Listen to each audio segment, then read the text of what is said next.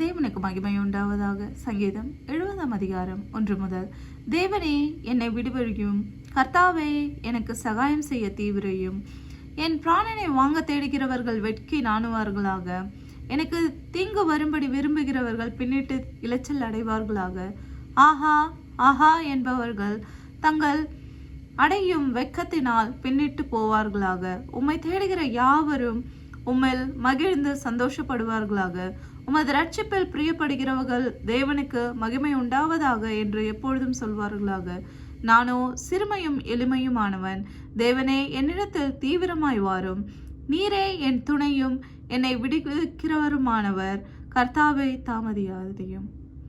உங்களுக்கு இருக்கிற எல்லா இக்கட்டு நேரத்திலும் நீங்கள் நம்முடைய தகப்பனாகிய தேவனை நோக்கி கூப்பிடுங்கள்.